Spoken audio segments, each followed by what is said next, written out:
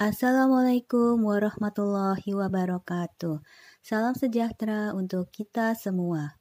Selamat berjumpa kembali pada mata kuliah Masyarakat dan Teknologi bersama saya, Ratri Virianita. Materi kuliah Masyarakat dan Teknologi kali ini mempelajari pokok bahasan yang ketiga, yaitu sumber perubahan teknologi. Pada pokok bahasan ini akan disampaikan subpokok bahasan sebagai berikut. Yang pertama, perubahan teknologi sebagai proses sosial. Yang kedua, sebuah terobosan besar. Yang ketiga, peran di dalam R&D. Yang keempat, semua menyatu sekarang. Yang kelima, faktor pendorong dan penarik. Yang keenam, pasar ekonomi dan kemajuan teknologi. Lalu yang ketujuh, sumber kemajuan teknologi non-ekonomi. Kita bahas subpokok bahasan yang pertama, yaitu perubahan teknologi sebagai proses sosial. Teknologi merupakan ciptaan manusia, sementara manusia merupakan makhluk sosial. Karena itu, perubahan teknologi merupakan proses sosial.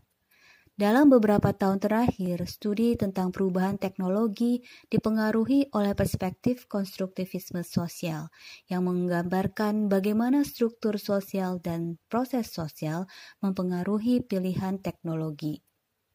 Sehubungan kehadiran kelompok kepentingan dan distribusi kekuasaan yang tidak setara merupakan aspek fundamental dari masyarakat, konstruktivis sosial secara khusus tertarik untuk menggambarkan aktor utama yang terlibat dalam pengembangan dan pemilihan teknologi tertentu, dan mengkaji bagaimana tindakan para aktor tersebut mencerminkan posisi mereka dalam masyarakat. Bagi para konstruktivisme sosial, perubahan teknologi merupakan proses politik yang inheren. Teknologi baru tidak berhasil atau gagal terkait erat dengan keberadaan kelompok kepentingan tertentu dan kemampuan mereka untuk mempengaruhi proses seleksi.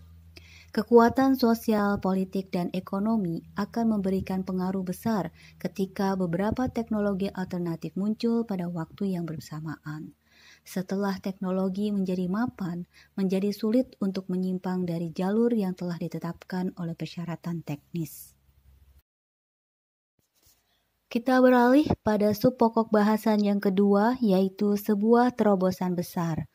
Kelebihan pendekatan konstruktivis sosial adalah bahwa pendekatan tersebut menantang keyakinan bahwa perubahan teknologi berasal dari wawasan dan kerja dari beberapa individu yang sangat hebat dan berbakat. Karena itu pentingnya memahami perbedaan pendekatan individu hebat dan berbakat versus pendekatan proses sosial dalam membentuk sejarah teknologi. Sejarah mencatat bahwa banyak perubahan teknologi melibatkan pekerjaan para penemu, insinyur, mekanik, dan teknisi yang sebagian besar tidak dikenal.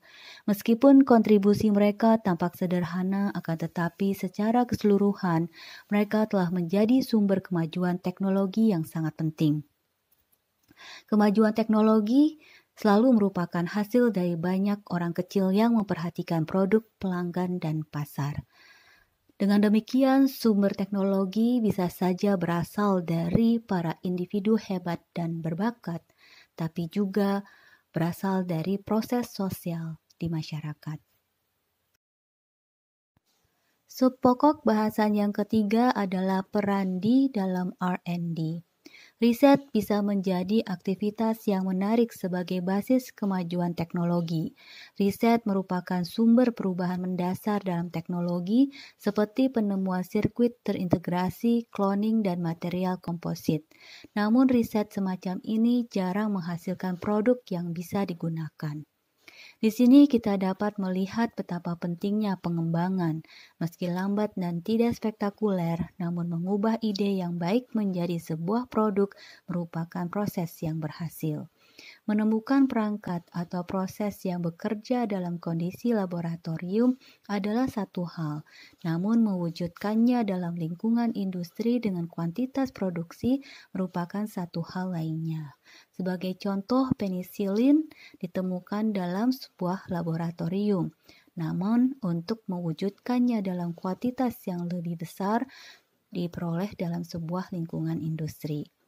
Dapat disimpulkan di sini bahwa riset semata hanya menghasilkan teori atau ide. Namun, untuk bisa ide tersebut menjadi sebuah produk, maka pengembangan menjadi sangat penting. Subpokok bahasan yang keempat yaitu semua menyatu sekarang. Seringkali lompatan teknologi terjadi karena ketersediaan perkembangan teknologi yang saling melengkapi memungkinkan penyelesaian masalah-masalah mendasar. Sejarah komputer memberikan contoh yang baik tentang bagaimana perubahan perangkat pelengkap sangat penting untuk menerjemahkan ide menjadi teknologi yang bisa diterapkan. Penting untuk memperhatikan bahwa perubahan teknologi mesin tidak terjadi saat mesin pembakaran internal pertama kali ditemukan, tetapi selama periode saat mesin tersebut sudah dijual kepada pelanggan. Kelangsungan komersial dari sebuah teknologi baru dengan demikian dapat merangsang perkembangan teknologi yang saling melengkapi. Kemajuan teknologi di satu bidang seringkali dipicu oleh munculnya teknologi baru di area yang berbeda tetapi terkait. Industri mobil mula-mula memanfaatkan banyak produk dan teknik pembuatan yang telah dikembangkan oleh industri sepeda selama 1880-an dan 1890-an. Inovasi teknologi dalam ungkapan Christopher Freeman adalah proses penggandengan yang terjadi pada antarmuka antara sains, teknologi, dan pasar. Ini tidak terjadi hanya melalui kilasan intuitif, ini adalah dialog kreatif berkelanjutan selama periode panjang penelitian, desain eksperimental, dan pengembangan. Akhirnya perlu dicatat bahwa terkadang perubahan pelengkap yang diperlukan untuk keberhasilan teknologi baru bukanlah teknologi itu sendiri. Perubahan teknologi yang berhasil mungkin memerlukan perubahan dalam kebiasaan dan sikap dasar. Sebagai contoh, kegagalan pengenalan jagung hibrida di Meksiko. Subpokok bahasan yang kelima yaitu faktor pendorong dan penarik. Penolakan jagung hibrida di New Mexico menunjukkan bahwa perubahan teknologi sebagai proses yang mandiri. Seperti yang telah kita lihat, konstruktivis sosial mempermasalahkan sejarah internalis yang mengabaikan kekuatan sosial, ekonomi, dan politik yang membentuk perubahan teknologi. Orang jenius membutuhkan pengaturan sosial yang sesuai untuk mewujudkan bakat mereka. Namun perubahan teknologi perlu memperhatikan konsep penawaran dan permintaan. Teknologi didorong oleh berbagai kekuatan tetapi juga harus ditarik oleh permintaan yang efektif. Untuk memahami mengapa teknologi tertentu tumbuh subur sementara yang lain merana, oleh karena itu perlu mempertimbangkan konfigurasi masyarakat dan cara ia menentukan permintaan efektif untuk teknologi tertentu. Sebagai contoh, teknologi fotografi berkembang dengan gaya hidup kaum borjuis dan kelas atas pada tahun 1830-an. Subpokok bahasan yang keenam yaitu ekonomi pasar dan kemajuan teknologi. Kekuatan yang mendorong dan menarik kemajuan teknologi tidak ada di mana-mana atau dalam ukuran yang sama. Di banyak tempat dan di banyak waktu, distribusi kekayaan dan kekuasaan memperlambat kekuatan-kekuatan ini, mengakibatkan lambatnya kemajuan teknologi. Selain itu, kemajuan teknologi tertentu yang terjadi biasanya mencerminkan konfigurasi umum dari kekayaan dan kekuasaan masyarakat.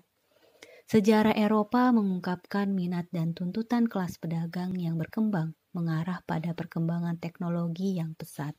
Inovasi teknologi besar yang dimulai pada pertengahan abad ke-15 dengan perbaikan pembuatan kapal dan navigasi laut berkaitan erat dengan kebangkitan kapitalisme dan kemunculan sistem pasar. Sebuah sistem pasar yang diatur dengan prinsip kepemilikan pribadi sangat penting untuk stimulasi dan memandu kemampuan inventif dan inovatif dan penerapannya pada produksi. Di masa Marx dan Engels dan di zaman kita sekarang, ekonomi pasar yang digerakkan oleh aktivitas pengusaha yang mementingkan diri sendiri telah menghasilkan lingkungan yang paling menerima inovasi teknologi. Teknologi baru akan membutuhkan bahan, komponen, dan layanan khusus.